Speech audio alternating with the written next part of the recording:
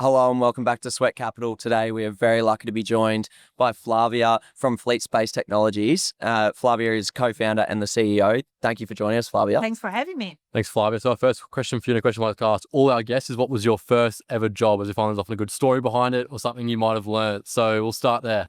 My very first job, I was probably a teenager many years ago, and I was working in a conference. So it was, it's funny because we are on a conference. Exactly. It is. Back to your roots, Flavia. Exactly. So I was the lady that gives the badges, and I did it for many years, and it was good because I had to speak English. I'm Italian, right? So I had to learn a little bit of English, speaking it. And I got passionate. It was almost all the time technology company that presented at the conference. So that was my first job. Interesting. Yeah. Oh, well, who would have known that you'd end up, being one of the flagship presenters one day? Exactly. On the other side. There you go. No, well, awesome. And thanks for giving us a bit of background as well on, growing up in Italy. I think that's pretty cool in and of itself. What was, early childhood and then progression through to your studies in Italy like? I was born in Rome from quite a big family. I'm the only one in my family obsessed with space. So when I was little, I just wanted to be an astronaut, and I just loved it. I really don't know what is about me and space that is so profoundly inside my soul. But we were used to go skiing in the mountains close to Italy and looking at the sky and the stars. It was so beautiful. So I grew up in Rome, that is an incredible city, always with this love for space. And I ended up studying space engineering. Yeah. And rockets. And so I became a rocket scientist, as you do. It was my passion. So yeah, I finished studying in Rome. It was quite amazing. Wow. I can safely say you're the first rocket scientist I've ever met in my life. The first rocket scientist in the podcast, for sure. Yeah, absolutely. And so getting a job in rocket science, where does that land you? It's interesting because when I started studying, I just loved space. I always wanted to be an astronaut, but then I studied engineering and how to build rockets. There is a bit different. There's a lot of math, a lot of science, and a lot of studying, as you can imagine. But when I graduated, I started working. It was probably 23, 24, at the European Space Agency. So European Space Agency is kind of the NASA in Europe. Of Europe. Yeah, it's in the Netherlands, so next to Amsterdam. That is also pretty cool when you're 24. I was going to say, that's where all our friends go. Euro summer, they go to Amsterdam. Exactly. So, I started working there for several years. So till the time I moved to Australia. I was in the Netherlands for 4 or 5 years. Oh. And I started working European Space Agency and companies around ESA on advanced space concept, so advanced space engineering concept. So it was the coolest job. So were we looking to go to the moon? Like, what was the...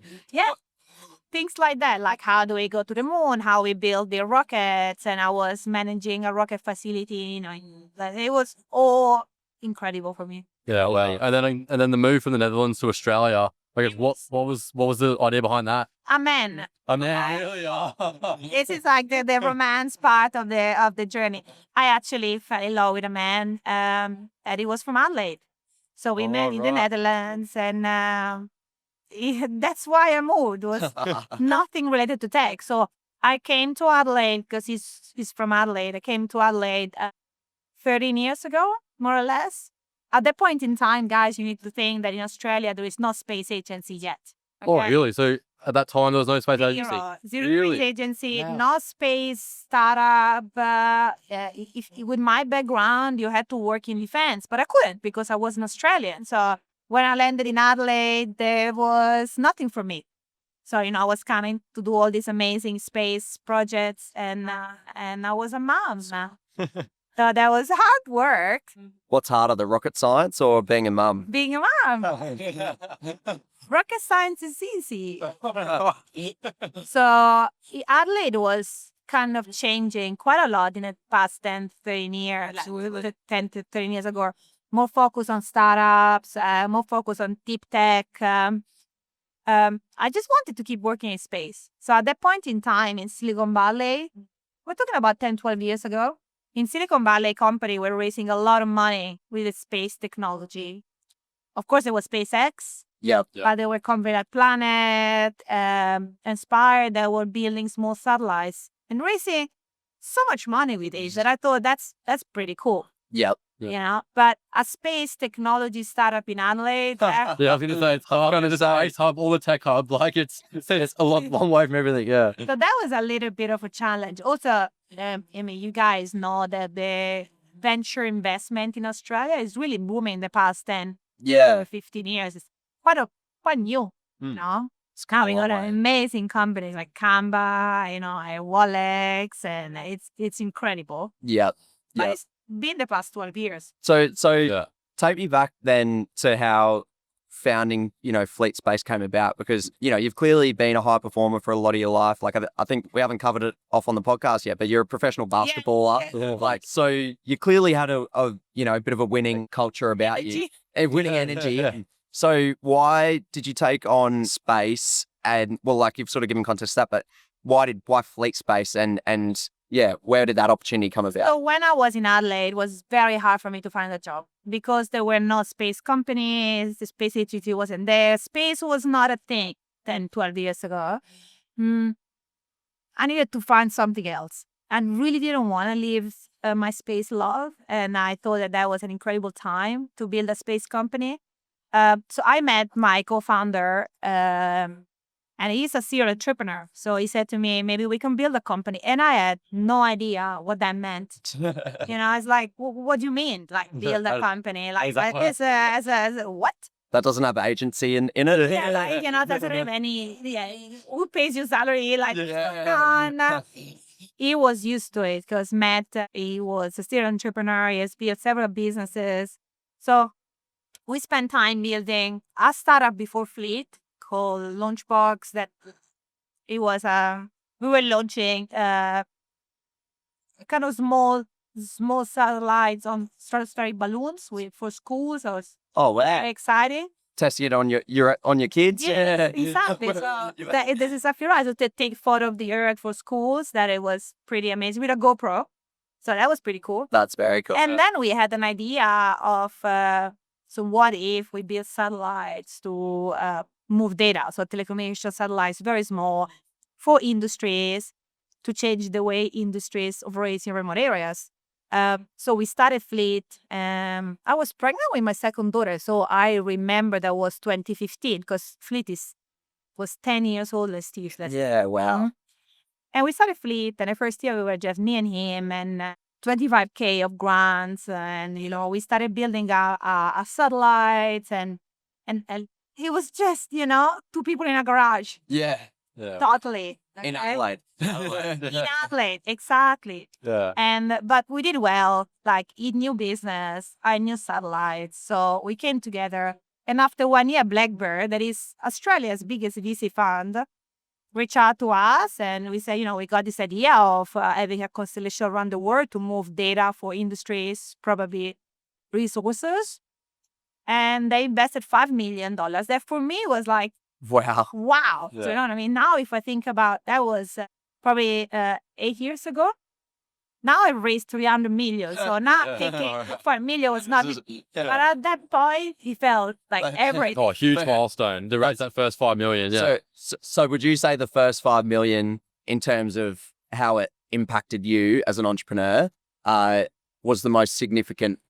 I think it changed everything because we were not just two people with an idea in a garage, but we could actually launch satellite in space, got a team together. I think it was incredible for us having raised money with DCs. I had no idea how to do that. Yeah. But Fleet was so ambitious and so well done that our seed run was actually kind of easy. Yep. All my other rounds been really, really hard. So they gave me these need expectations, how easy is the capital raise. How capital raise is nope. So we launched 2 satellites with those money. But something incredible happened that year because we had money to launch 2 satellites. We built them, and we needed to demonstrate that we can have operating satellites in space. We gave one to SpaceX. Wow. And one to Indian company called in the agency called ASRO.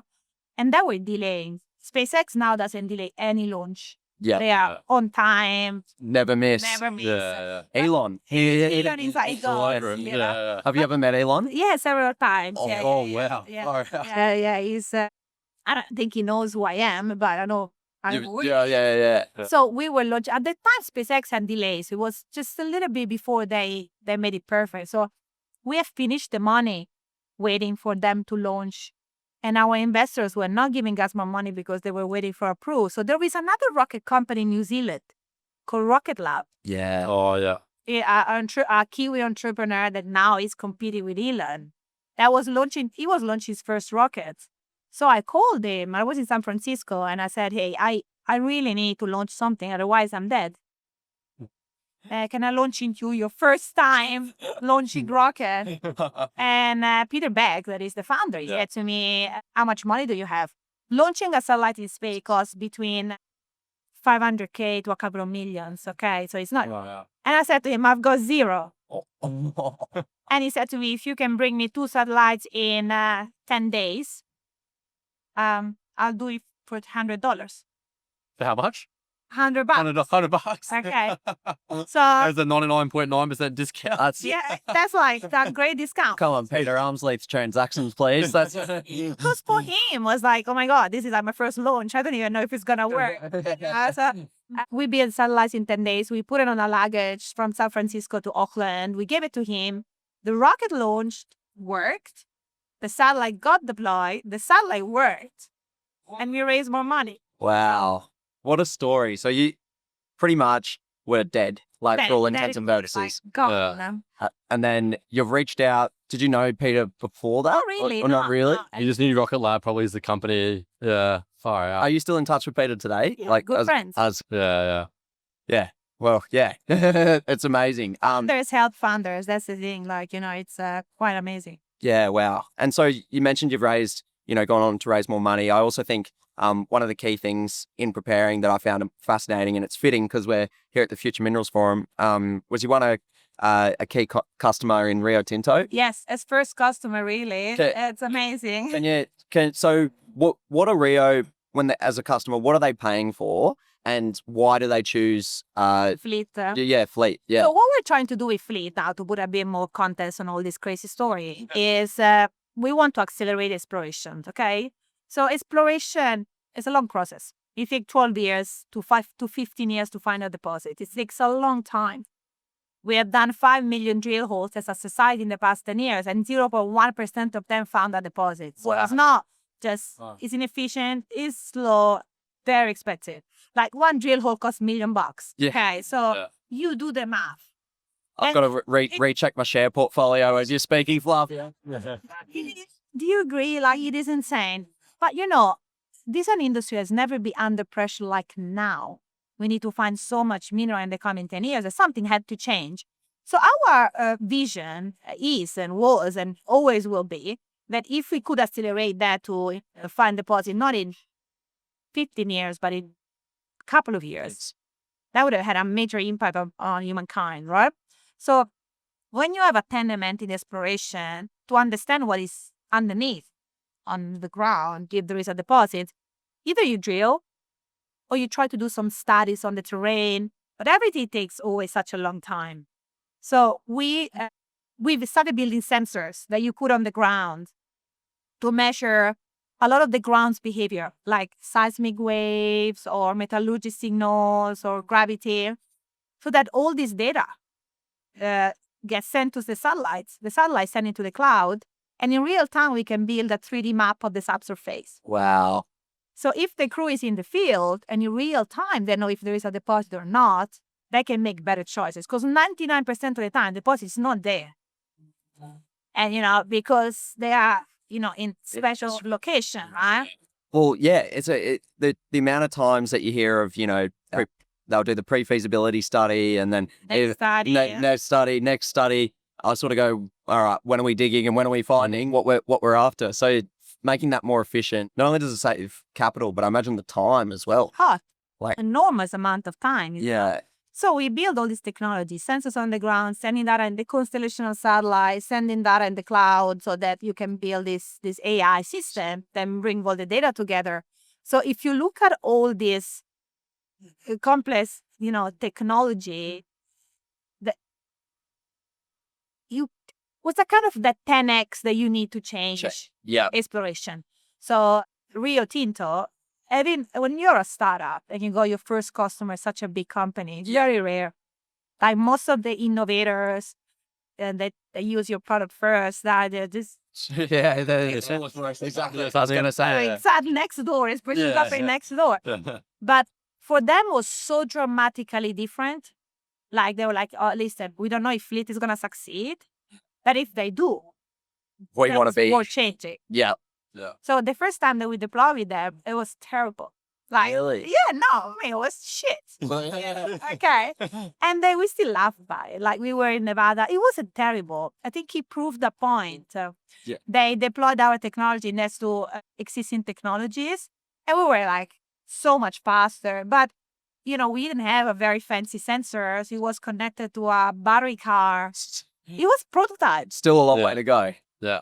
But they stick with us. Interesting. And now 5 years in, they're one of our major customers. Yeah, far out. And then is there another arm to your company where you're trying to like explore in space as well? Yes. Yeah, because that's fascinating to me. Like be able to mine stuff from space, a place where people are saying it's like quite rich in these critical minerals that we need to, build these huge cities and everything and these EVs and stuff like that. So yeah, do you want to speak to that part of the business as well? We always say that Flint is a space exploration company, really. So Earth is our priority because it should be, because Earth is a beautiful planet. But we are going to other planets. So NASA is now going back to the moon, is going to Mars. When there was Apollo, we were not born at the Apollo time. Like, for sure, you guys. Okay? Like, Apollo was a multi-billion-dollar investment done by NASA, all the agency, to actually find a way to reach the moon. So most of the investment was done on astronauts' behavior, health, and rockets. Yep. Yeah. Right? Now we have another product called Artemis. Artemis in the legend is the sister of Apollo, so it's very beautiful. So other billions of dollars invested. It's time to find a way to stay on the moon and to stay on Mars. So we have rockets, but how are we going to stay there for a long period of time? You need minerals, you need constructions, you need water. So most of these investments now, it's into mining. So NASA is building drills and is building, way to extract minerals. Yeah. That's the new mining company. That's fascinating. That is super fascinating. So a few years ago, NASA reached out to Rio Tinto and said, okay, if we go to the moon to find water or minerals, how can we do it scalable in a scalable way? Because if a drill costs $1 million on Earth, I can tell you it probably costs $1 billion on the moon. Yeah. They're getting it up there and yeah. You can't do 5 million drills on the moon. You can't do that. So Rio said, talk to Fleet. So we won this big contract, and next year we're gonna this year in August we are launching with an America lander on the further side of the moon. We're gonna deploy all our sensors to understand if there is water. So exciting. It's gonna be the first Australian hardware on the moon. So Oh wow. So August this year, Yeah, that's when it's happening. Australian hardware on the moon for the first time ever. cool, right? That very is cool. fascinating. And I feel it's even more fascinating for you as a big space geek. Oh, yeah. So cool. Yeah. So cool. Yeah, so just on all that as well, I think it's worth touching on. Ultimately, you left, a very high performing job to be part of a family, raise kids with the person you loved. I find it fascinating that you've ended up, as an entrepreneur, running a, company worth nearly $1 billion.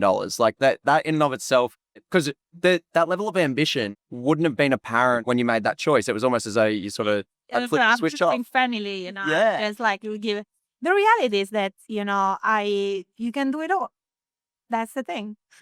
You can. That is not really true. I divorced from that husband and I got another one, so it was a little bit cloudy and complicated. But you can do it all. I got a beautiful family now. I got 3 kids. Yeah. And they've seen me doing this all their lives.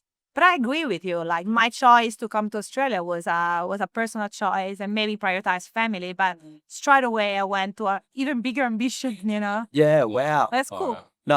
I think there's a lot of key learnings for me there in that, different stages of your life, you think something is going to be how it's going to pan out, but I guarantee You can plan it. yeah, You probably see, couldn't plan being the first one to put Australian hardware on the moon, that's for sure. So yeah, that's exciting. Oh, Yeah, yeah. Are we able? So how do we follow that journey? Like, what's So, the yes, you can follow with Fleet. So we are launching with an American company called Firefly. So Yep. it's going to be everywhere. So in the past year, to simulate what's going to happen on the moon, we actually deploy. So with Fleet, we deploy globally.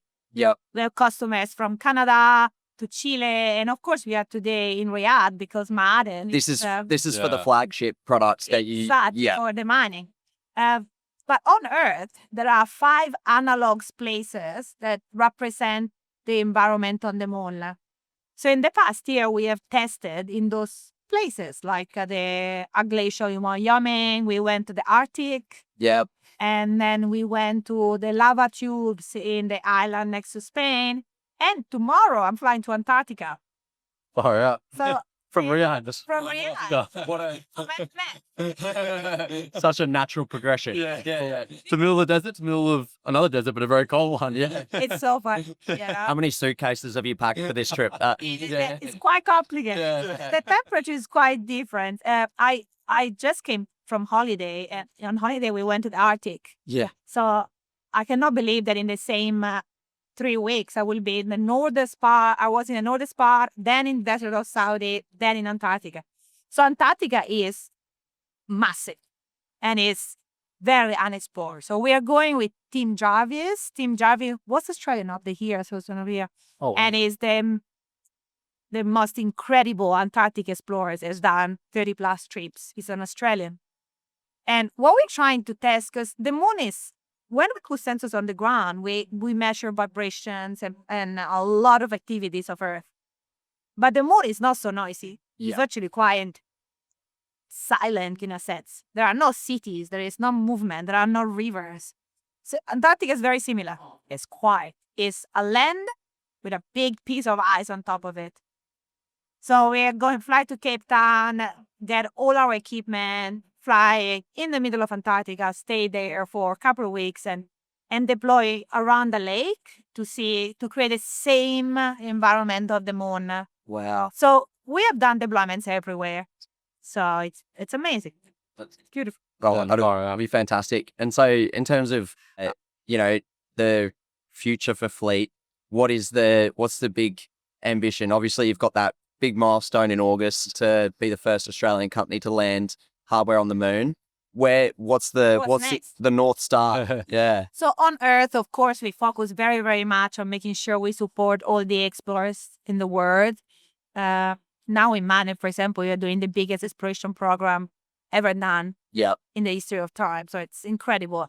I really want society to find many, many mining sites. Let's see what's going to happen next 10 years. But another of our big missions in the next 5 years is landing on asteroids. Yep. Asteroids are full of great material. There is a lot of abundance of mineral on asteroids, probably more than the moon and Mars itself. And we want to bring them back to Earth. And I imagine they're quite complex because they're moving. Yeah, they're moving objects, but they are moving objects, but it's literally a moving ore body. So on Earth, we spend 90% of our time to find the ore body. There's actually an ore body flying. The ore body is there. Like it's a floating ore body. You just need to land on it. So it's a different problem.